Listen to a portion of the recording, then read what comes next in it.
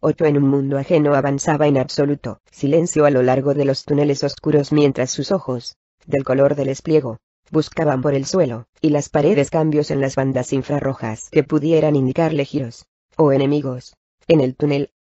Parecía estar en su ambiente, una criatura de la antípoda oscura, moviéndose con su característica agilidad silenciosa y llena de cautela. Sin embargo, Drizzt no se sentía cómodo.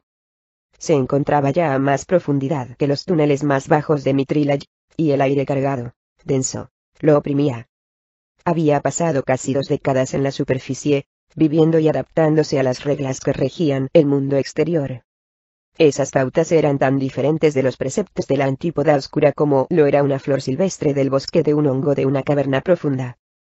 Ni un humano ni un goblin, ni siquiera un perspicaz elfo de la superficie, habría advertido la presencia del silencioso Drizzt, aunque hubiera pasado a pocos palmos de distancia, pero él se notaba torpe y ruidoso. El vigilante Drow se encogía a cada paso que daba, temeroso de que los ecos de sus pisadas estuvieran resonando a lo largo de las pétreas paredes, transmitiéndose a cientos de metros de distancia. Esta era la antípoda oscura, un lugar donde se dependía más del sentido del oído y del olfato que del de la vista para transitar por él. Drizzt había pasado casi 2/3 de su vida en la antípoda oscura, y buena parte de los últimos 20 años bajo tierra, en las cavernas del clan Batleamer. Sin embargo, ya no se consideraba una criatura del mundo subterráneo.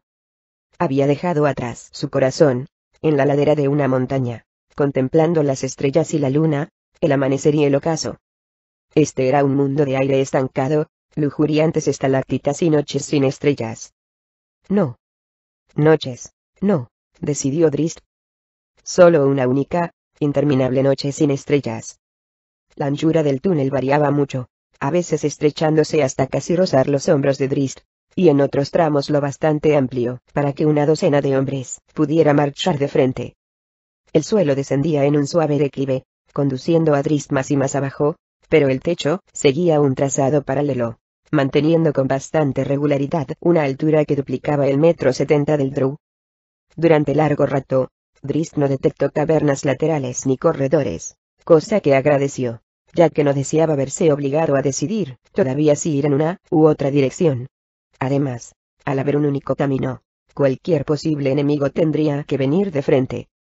Drizzt estaba sinceramente convencido de que no se encontraba preparado para sorpresas. Todavía no. Incluso le molestaba la visión infrarroja. Le dolía la cabeza de intentar distinguir e interpretar las variaciones en las franjas de calor. En su juventud, Drizzt había pasado semanas, incluso meses, utilizando exclusivamente la visión infrarroja, percibiendo el calor, en lugar de la luz reflejada. Pero ahora, con los ojos tan acostumbrados al sol en el exterior, y a las antorchas instaladas a lo largo de los corredores de Mithril, la visión infrarroja le producía una molestia casi insoportable. Finalmente, desenvainó a Centella, y la cimitarra encantada relució con un suave brillo a su lado.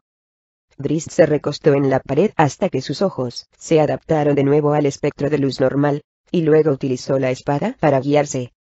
Poco después llegaba a una intersección triple. 2 corredores horizontales que se cruzaban y que estaban atravesados por un conducto vertical. Drizzt guardó a Centella y se asomó al pozo para mirar hacia arriba. No vio fuente de calor alguna, pero ello no le sirvió de mucho alivio. Un gran número de depredadores de la antípoda oscura podía enmascarar la temperatura de sus cuerpos, del mismo modo que un tigre de la superficie se valía de su pelaje rayado para camuflarse entre la hierba alta. Los temibles oseogarfios, por ejemplo, habían desarrollado un exoesqueleto.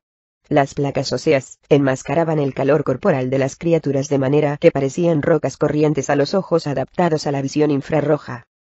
Y muchos de los monstruos de este mundo subterráneo eran reptiles, de sangre fría, y muy difíciles de percibir. Drizzt olisqueó varias veces el aire cargado. Luego se quedó muy quieto, y cerró los ojos, a fin de que fueran sus oídos los que le proporcionaran cualquier información procedente del exterior. No oyó nada, salvo los latidos de su propio corazón, así que comprobó su equipo para asegurarse de que todo estaba bien sujeto y empezó a descolgarse por la pared del conducto, poniendo mucho cuidado en evitar el peligroso cascajo suelto. Casi logró descender en completo silencio la 20 de metros que lo separaba del corredor inferior, pero una piedra se desprendió y golpeó el suelo del pasaje con un fuerte crujido un instante antes de que las flexibles botas de Drizzt se posaran suavemente sobre él.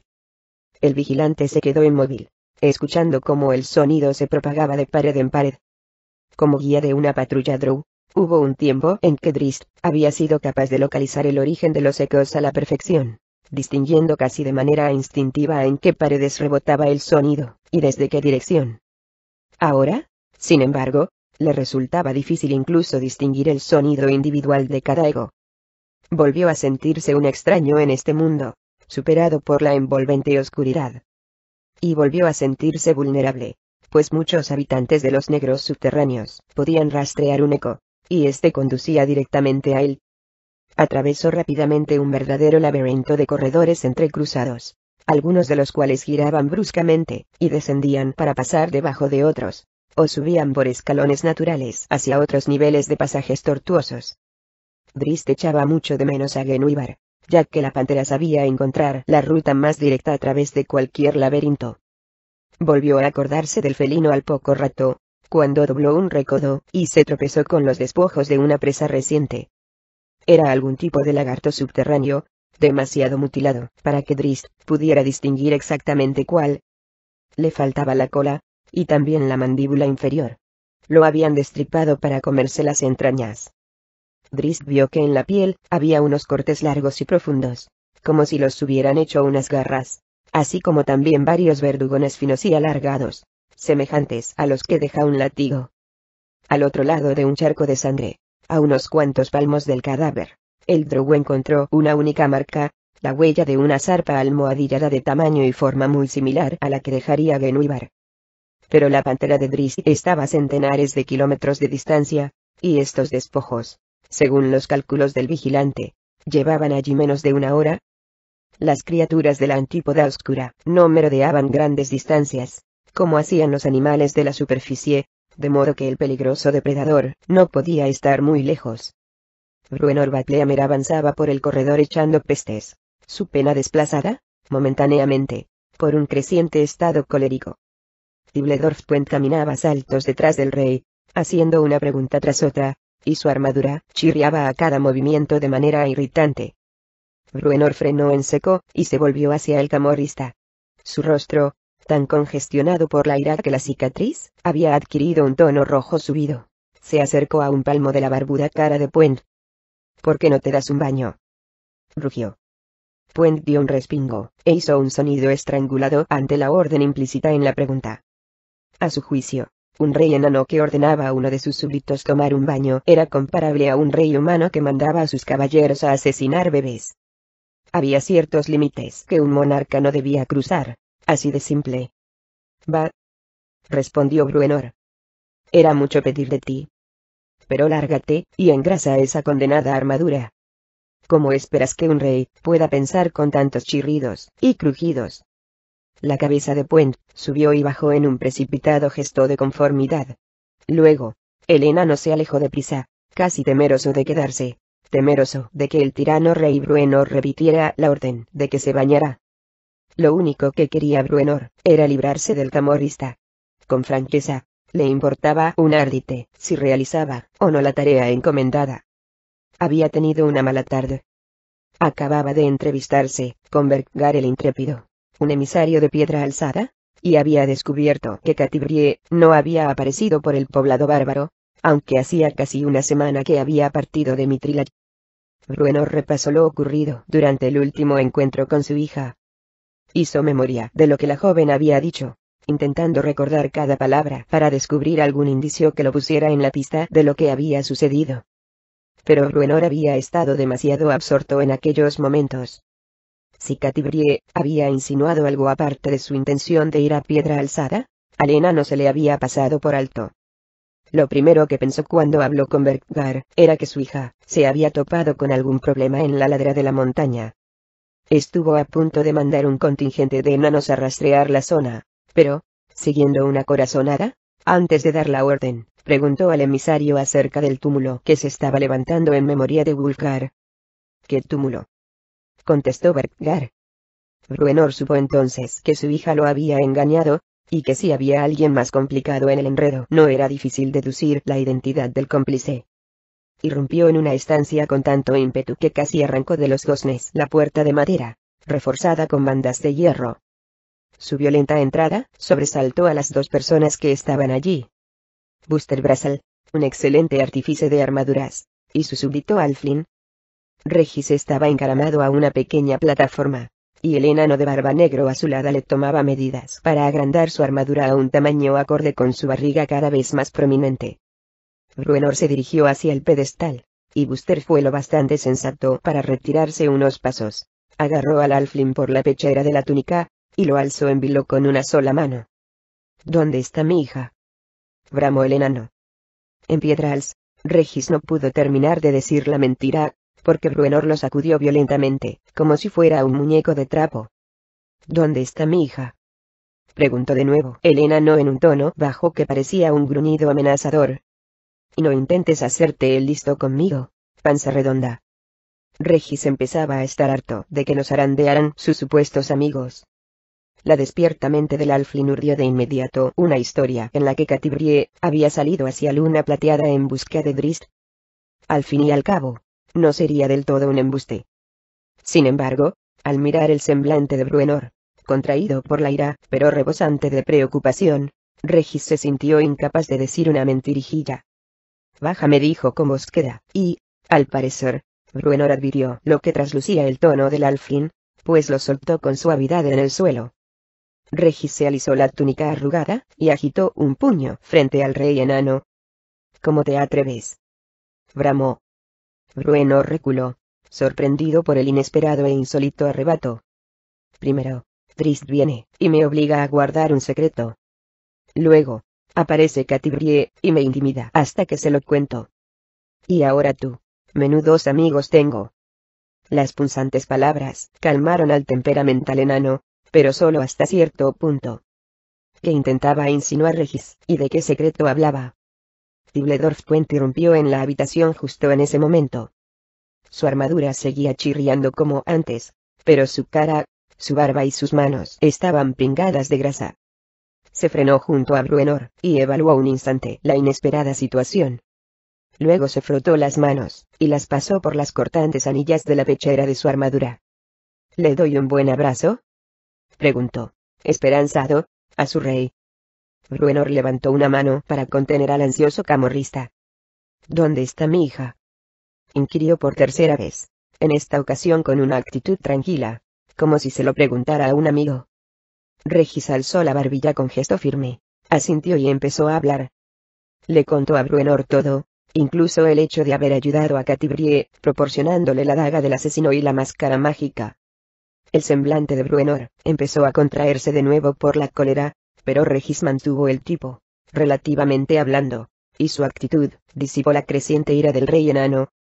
¿Esperabas acaso que confiara en Catibrie menos de lo que tú lo harías?, preguntó Regis llanamente, recordando al enano que su hija humana ya no era una niña ni que esta sería la primera vez que se embarcaba en una peligrosa aventura.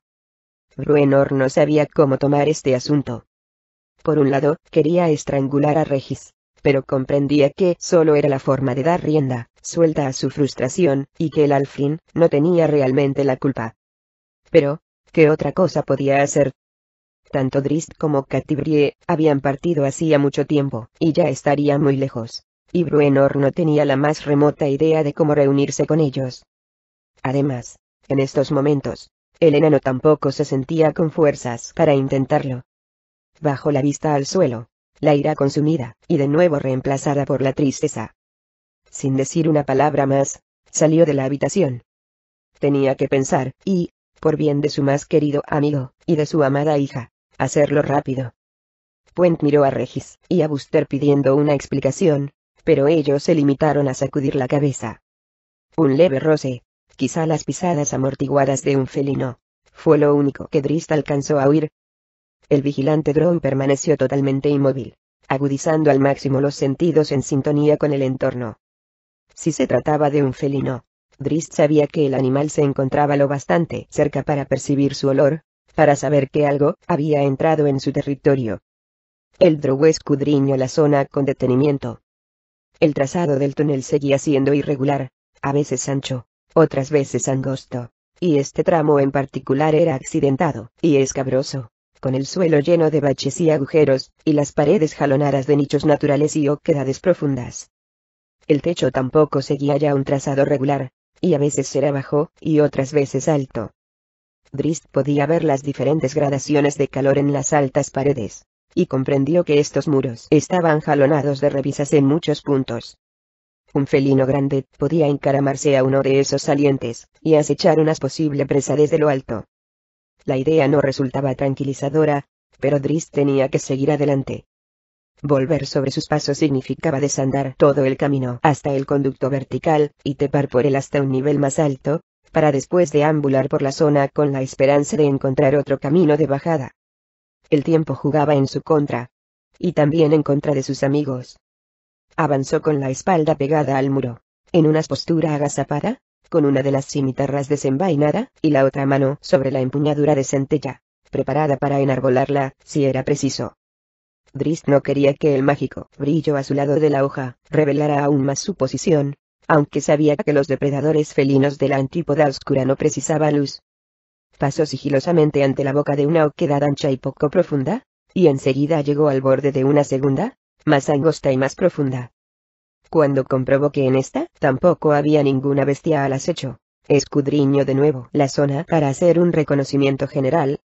Unos relucientes ojos verdes, los de un felino, lo contemplaban con fijeza desde una repisa situada en la pared opuesta. Centella salió veloz de la vaina, emitiendo un fuerte brillo azulado que bañó el área de luz. Los ojos de Drizzt cambiaron del espectro infrarrojo a la luz normal, y el Drow vio la enorme y oscura silueta del monstruo cuando este saltó. Se zambulló con rapidez hacia un lado para ponerse fuera de peligro. El felino aterrizó con ligereza, sobre sus 6 patas, y giró velozmente sobre sí mismo, dejando a la vista sus blancos colmillos y sus siniestros ojos. Era semejante a una pantera, de pelaje tan negro que al brillar parecía azulado, y casi tan grande como Genuibar. Drizzt no sabía qué pensar. Si este animal hubiese sido una pantera normal, habría intentado tranquilizarlo, demostrarle que no era un enemigo, y que solo quería cruzar su guarida. Pero este felino, este monstruo, tenía 6 patas, y de sus hombros salían unos apéndices largos semejantes a látigos, y rematados en las puntas con unas protuberancias óseas, que ondeaban de manera amenazadora.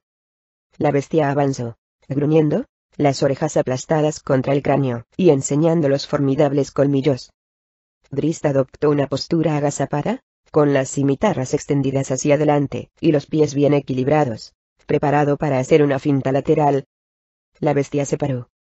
Drizzt observó atentamente cómo afianzaba las patas medias y traseras en el suelo. El ataque fue relampagueante.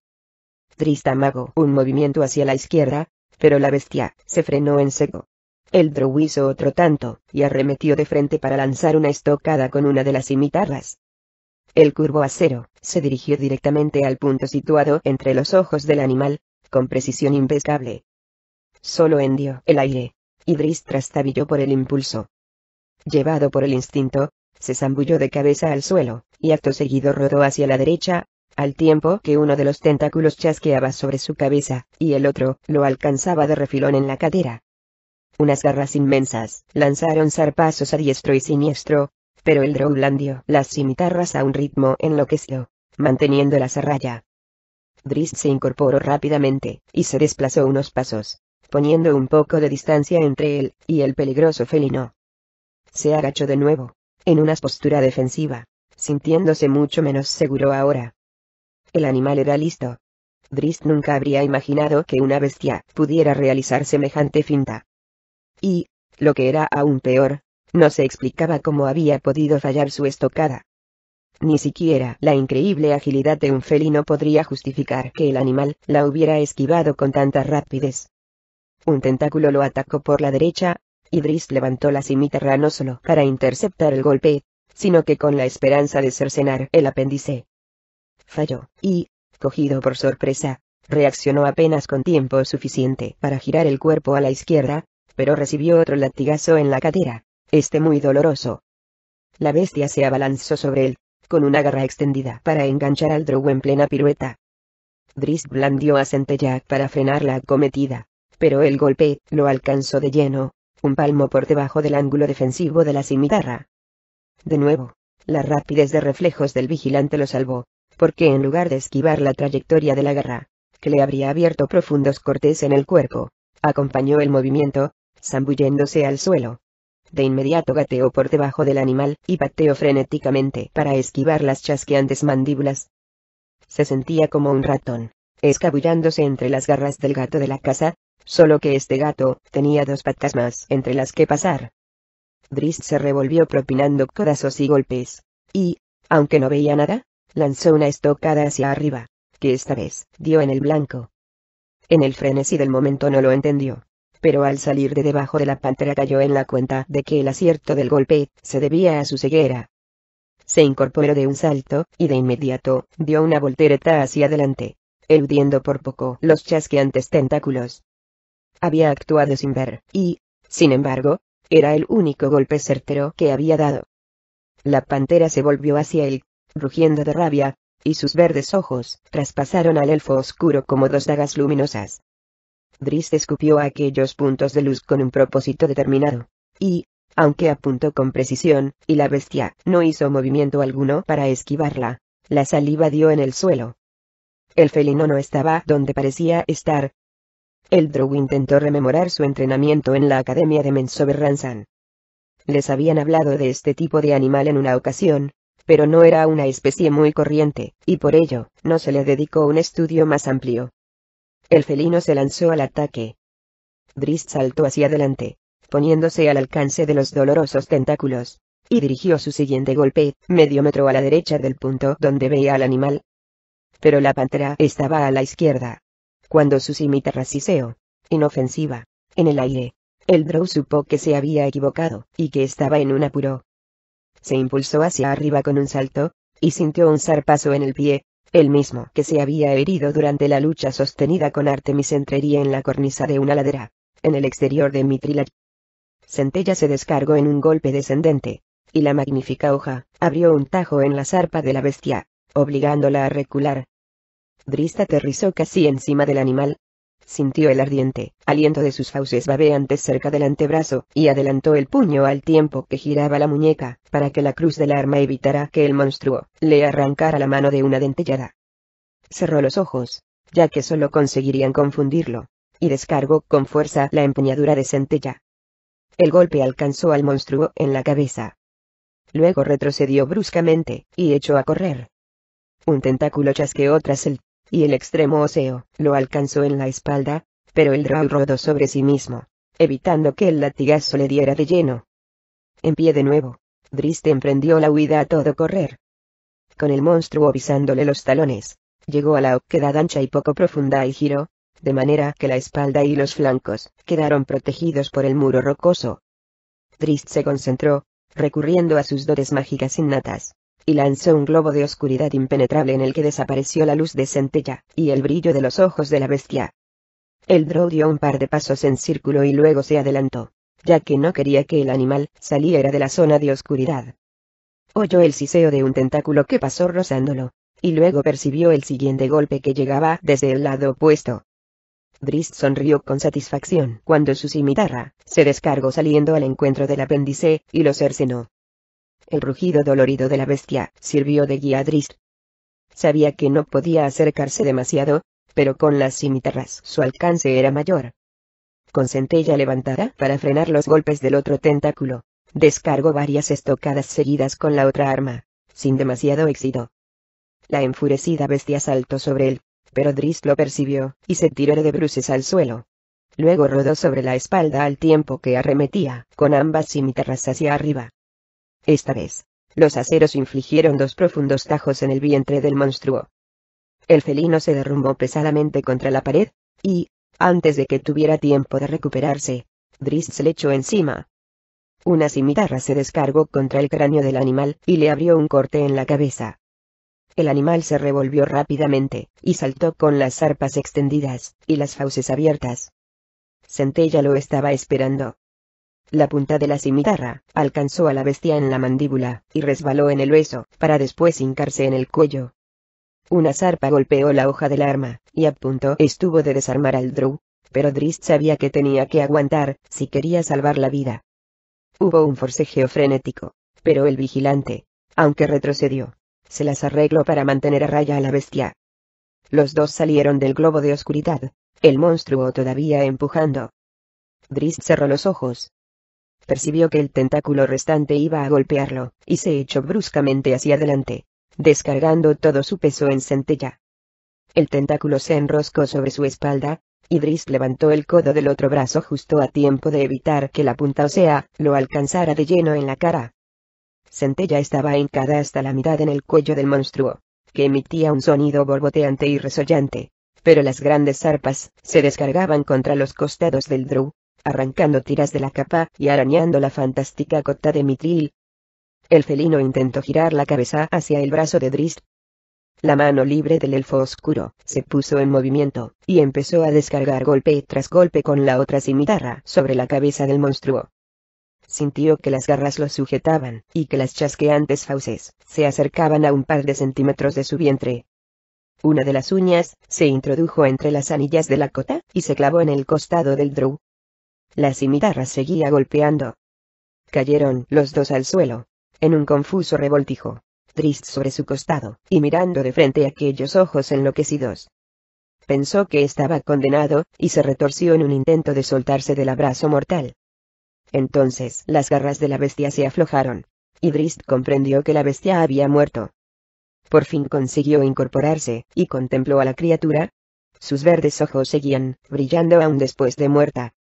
No entres, le dijo a Regis uno de los soldados que estaban de guardia a la puerta de la sala del trono de Bruenor cuando el Alfling se dirigía audazmente hacia ella.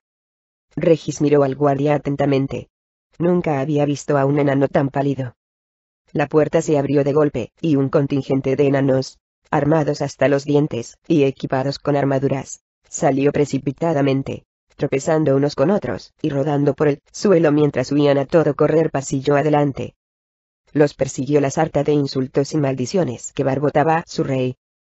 Uno de los guardias iba a cerrar la puerta, pero Regis se adelantó de un salto, y entró en la sala.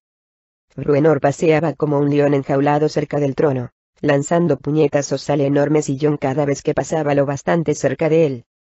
El general Darnavit, jefe militar de Mithril, estaba sentado en una silla, y tenía una expresión sombría, en tanto que Tibledorf Puent brincaba alegremente detrás de Bruenor, como si fuera su sombra, aunque se mantenía alerta para agacharse cada vez que el rey enano se daba media vuelta. Clérigos estúpidos, bramó Bruenor. Muerto Coble, no queda ninguno lo bastante poderoso para... Intentó intervenir Darnavit, pero el rey no lo escuchaba. Clérigos estúpidos, gritó con más fuerza Bruenor. Sí, bien dicho. Se mostró de acuerdo Puent. Mi rey, habéis enviado 2 patrullas a Luna Plateada, y otra al norte de la ciudad, intentó razonar Darnavit. Y tenéis a la mitad de mis soldados recorriendo los túneles inferiores. Y enviaré a la otra mitad que queda, si esos inútiles no encuentran el camino. Rugió Bruenor. Regis, que seguía junto a la puerta sin que su presencia hubiera sido advertida aún, empezaba a entender a qué venía tanto escándalo, y, sinceramente, le gustaba lo que veía. Bruenor, y parecía el Bruenor de siempre otra vez. Estaba removiendo cielo y tierra para encontrar a Drizzt y a Catibrie. El fuego interno del viejo enano se había reavivado. Pero ahí abajo hay 1.000.000 de túneles, argumentó Darnavit. Y se tarda una semana en explorar algunos de ellos para después descubrir que son callejones sin salida. Entonces envía 1.000.000 de enanos. Le chilló Bruenor. Reanudó sus paseos alrededor del trono, y de pronto se frenó de golpe, con lo que Puent chocó contra su espalda, al reparar en el Alfling. ¿Qué estás mirando?, inquirió, al ver los ojos de Regis fijos en él. Al Alfling le habría gustado contestar a mi viejo amigo, pero se limitó a encogerse de hombros. Captó un fugaz destello de cólera en el ojo azul grisáceo del enano, y le pareció que Bruenor se inclinaba hacia él, como si luchara para contener el impulso de echársele encima y estrangularlo. Pero Bruenor se calmó y se dejó caer en su trono con pesadez. Regis se acercó con cautela y observó atentamente a su amigo, sin prestar atención a las afirmaciones del pragmático Darnavit de que era imposible alcanzar a Dristi Catibrier.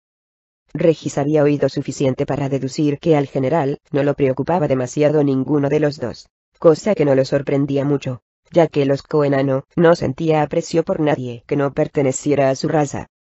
Si tuviéramos la condenada pantera, empezó Bruenor, y de nuevo surgió un colérico destello en su ojo al mirar al alflin. Regis cruzó las manos a la espalda y agachó la cabeza. Comillas angulares derechas, o el condenado guardapelo. Rugió Bruenor. ¿Dónde infiernos habré puesto ese maldito guardapelo?